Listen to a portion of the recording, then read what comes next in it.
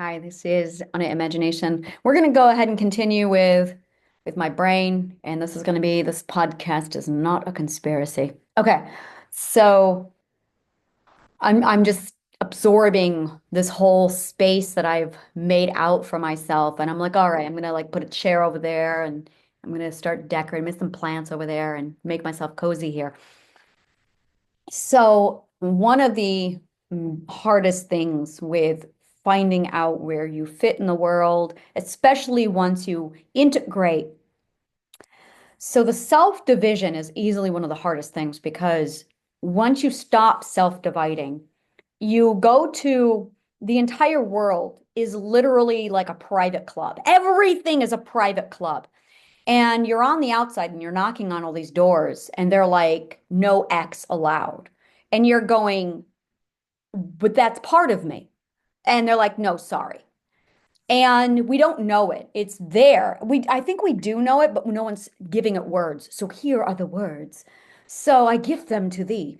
So the words are, we live in a very exclusive, no X segregation where if you're not wearing a mask, you're not allowed in. If you're this kind of weird, you're not allowed in. If you're this kind of, if you have this opinion, if you have, it's suffocating. It's suffocating.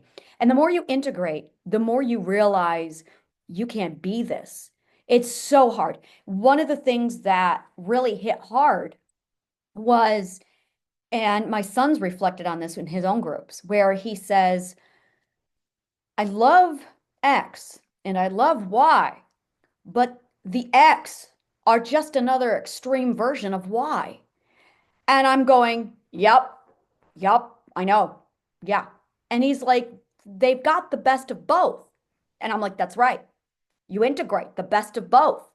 And he goes, but now X doesn't like me because I've got Y. And I'm going, yep, I've run into the same problem.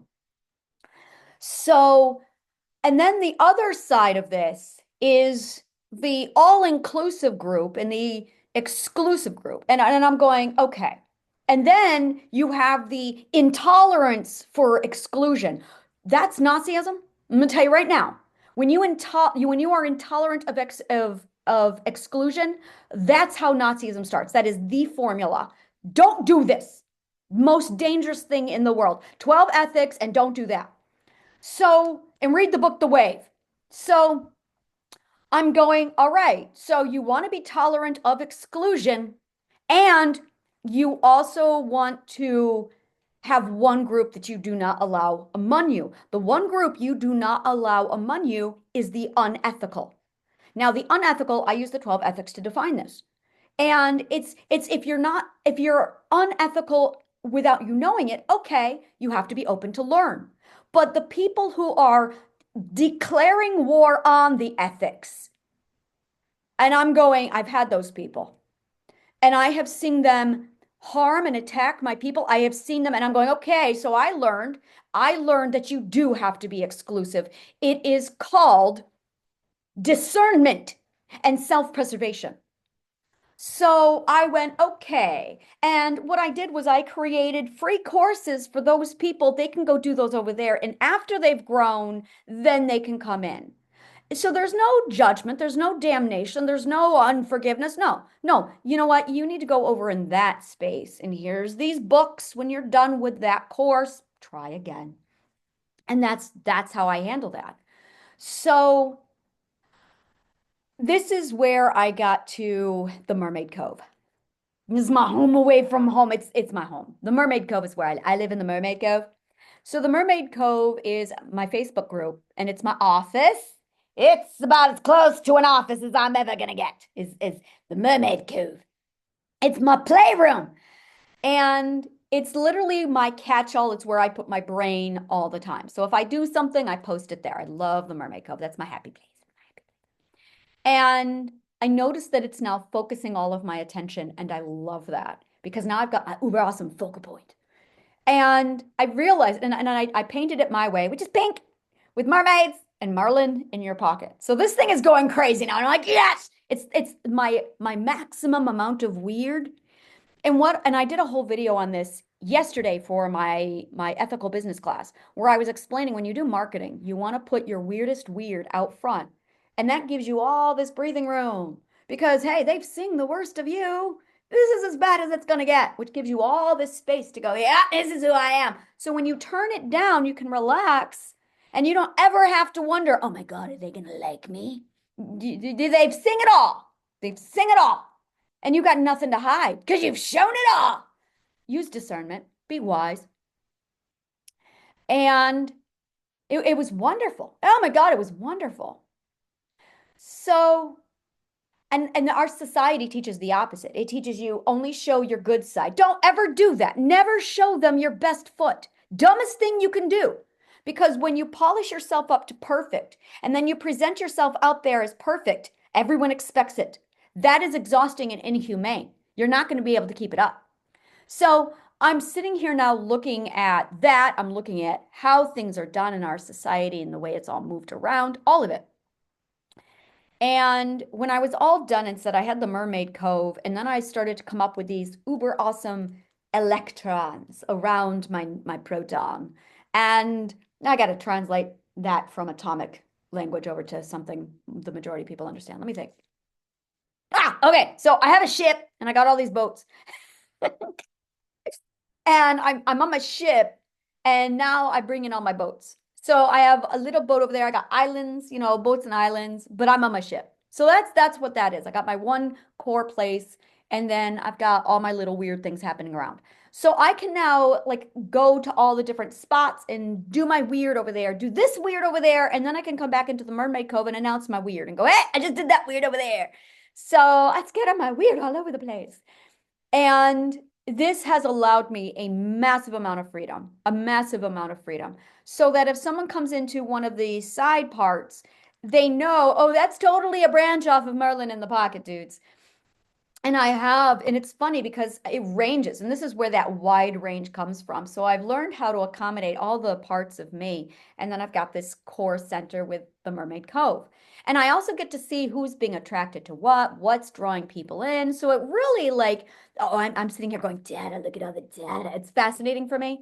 So I did this, I did my whole conspiracy theory this morning, and I love doing my conspiracy theories. And it's causing me to sit back and really reflect on the way our society responds to things. And here's the thing is our society has a thermometer, okay, that it uses to measure reality. It's literally like I'm going to say it. It's a reality check. I'm calling it this. It's the official name. It's the reality check. So they have this reality check that they use. And if it doesn't check out to their reality check, it's rejected. Except I'm an ontologist, the science of what is real, dimension theory, and the science of reality. So when people are telling me what's real, I'm going, I'm an ontologist. More specifically, I'm an ontological physicist. Do you really want to take this on? Because I'll tell you what's real. So when I discovered that they have a reality check, that they measure what they think is real, and not one of them's an ontologist, I'm going, really, guys? Really? Fun. So, yeah, the science of reality, kind of my thing. So every time something is released, these assholes, we're going to call them vaunters. These vaunters, look up the word. These vaunters conduct their little reality check, and they determine whether or not something is valid or not. And I'm going, oh, you've got a reality check? I got a Toyota stat. So, and that's it really, is they've got a reality check and I've got a Toyota stat. My Toyota stat is based on some really intense math, but okay. So they take their little reality check and they're going through, and they're the reality police. That's what they are. They are the reality police. They're policing everyone's reality. And the reason why is because they're lawyers. That's why. They're lawyers. So of course they've got to police everyone's reality because they're lying. And we know that because, they're vaunters. So they're sitting there, and what's great is they're announcing to everyone that they have the authority. Oh, do you now? See, I'm also a psychological scientist, so I also know exactly what authority is, and they don't have it. So authority is a funny thing, but okay. All right. What they actually have is called influence plus delusion. That's actually what they have. When you have influence and delusion, oh, that's a dangerous combination for them. So we're sitting here looking at the vaunters with their reality check and their influence and their delusion. And I'm just sitting here going, oh, so they're doing their little checks and balances to determine what is valid, and they're policing everyone's reality. And I'm going, okay. And we call that rats on a sinking ship while they're losing control and they're desperately hating on. But okay, all right, I understand. We'll let them have their delusion. So in the meantime, I'm over here with my peyote stat, and I'm sitting here taking a look at the situation, and I'm analyzing, collecting all of my data using my peyote stat and doing my weird shit. And one of the things that I have noticed is there's almost nothing more entertaining to me than conspiracy theory. Oh my God, is it fun? Because conspiracy theory has another name that people are not yet aware of, and it's called theoretical physics. So I'm looking at this going, as a physicist, I know what a theoretical physicist is. It's the conspiracy theorists of physics. Except conspiracy theory, and this is interesting because when you look at conspiracy theory over here and theoretical physicists, okay, these guys should know better than to make an hypothesis without any kind of fact. They should know better. The conspiracy theorists don't have the science. I love you guys, but they're trying.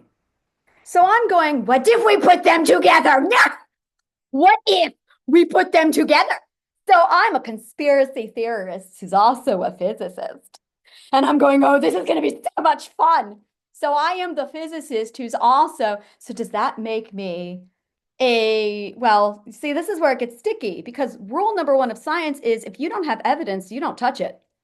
So I'm going, oh, that's my specialty. I call it the Ashavana scientific method. Oh, yes, it does. And I've got noticed that. So I'm going, that just made me the best fucking damn conspiracy theorist that there is.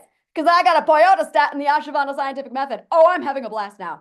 So I'm going, all right. Now I have people who ask me, what do you think of this theory? What do you think of that? And I'm like, I don't do theories, guys. I don't do theories. Because you know what a theory is? A theory is a science word for opinion. And I don't do theories. I think it's bullshit. What I do is fact. I look at the stories, I look at the common denominators, and I just go, isn't this interesting? Look at the story. Now, let's look over at psychology of story and what that means. Let's look at legend. Let's look at myth. Let's look at these things. But let's set those aside. Let's also look at the archaeological evidence. So I'm looking at the archaeological evidence, and I'm one of those archaeologists where I don't just sit there and read articles where they say, well, this person says this, and it's, oh, no, you don't, you little bitches. Oh, no. What I do is I read the abstract. That's what I do. I read the abstract because the abstract tells you everything you need to know. Like, are you qualified? Oh, I love abstracts. So I get out the abstract, and then I pull out the actual documentation. And then I look at it with white gloves and I go, And then I pull out my dictionary for ancient Greek, Old Persian, and Sumerian and Akkadian. And I translate it direct from the source. And I'm sitting here going, yeah, I have 30 years of linguistics and language psychology and philophysology and the Ashavana scientific method. So I know bullshit when I see it. And I do a quick not so quick. Fact check on whose abstract is bullshit and whose isn't. And then I weed it through, check the credibility of the people putting it together, which you can easily do based off of their language because that's psychology. And I can tell who's actually got their shit together and who loves to throw confirmed bias around. So I'm going, yeah, if you're biased, you're not qualified. That's simple. If you're boom, bias gone, done, done. Like it is the #1 requirement of science. So these are the standards. It's called the Poistat. So these are the standards in which I use to measure all of this uber awesome stuff. And then when I notice something, I'm going, isn't that interesting? So then I drop it and say, okay, here's what I found. Now, if A, B, C, D, E, F, G, this is called logic proof. If, and then, therefore, and thus. So I put that together. And then it's like, okay, so there's a logical proof. By all means, please present a rebuttal if you can. That's called, checks and balances. And be sure your information is accurate, but make sure you're also not using any of the Roman contaminant. That's a big problem. The Roman contaminant is a huge factor that a lot of people don't know about. The Roman contaminant, I'm going to, let's call it the Roman factor. So the Roman factor is a huge problem. And all of you got it. The Roman factor is this. You trust a bunch of liars. And you don't know when your data is coming from the liars. So now it's contaminated. So a lot of the data that's out there, and I do mean the majority of it, has the Roman factor. But if you're not taking into account the Roman factor, you're reading it incorrectly, you're reading it backwards, you're reading it wrong, and you're reading a lie. Or you don't know that you're not reading the entire picture because the Roman factor is present. So once you understand that the Roman factor is a factor, it changes your documentation. It changes the way you look at everything. So you have to remove the Roman factor and go find something non-Roman. I like to use the Irish. I like to use the Scandinavians. I love to use any of the Eastern cultures, such as Chinese, Japanese, India, because they really have no issues with this. I love to dive into old Persia. They're very, very clean with the knowledge they have. And then I love to go over into Maya and Inca because they're really clean and 100% free of the Roman factor. So when you look at all of their material and then you compare it to the morons that is, you go, oh, look at that. I can see where Rome lied. Then with the Roman factor, you also have the Roman formula. The Roman formula is another word for the liar formula. The liar formula is their little snip and shuffle, which absolutely violates Mother Nature's formula. And you can tell where they've tampered with everything.